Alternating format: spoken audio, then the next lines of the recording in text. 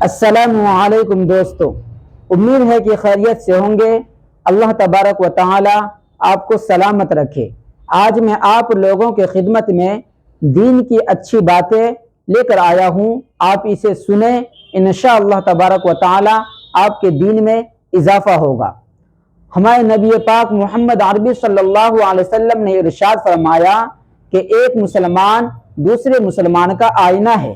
ایک مسلمان کو تکلیف ہونے سے دوسرے مسلمانوں کو تکلیف ہونی چاہیے، لیکن آج کل ہمارے حالات یہ ہے کہ اگر ایک مسلمان بھائی کوئی پریشان حال ہے تو وہاں سے ہم گزر جاتے ہیں، لیکن حال تک نہیں پوچھتے۔ یہ ہیں آج کے دور کے مسلمان۔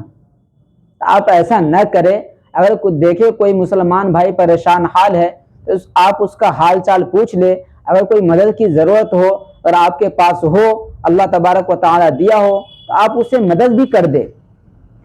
دوسری بات یہ ہے کہ دو مسلمانوں میں اگر آپس میں کوئی بات پر ناراضگی ہو جائے تو ان میں سے سب سے اہم اور سب سے اچھا شخص وہ ہے جو پہلے سلام کر لے۔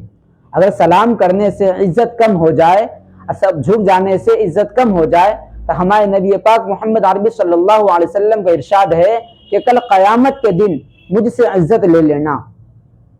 تیسری بات یہ ہے کہ اللہ تبارک و تعالی کے بعد ماں باپ کا مرتبہ بہت ہی بڑا ہے، بہت ہی اونچا ہے۔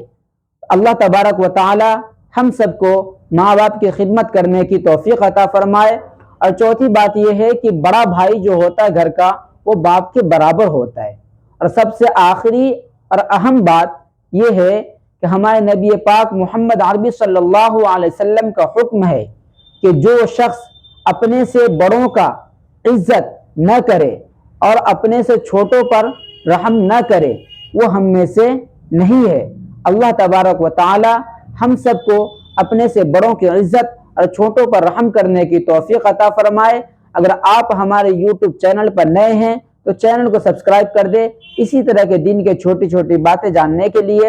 السلام علیکم۔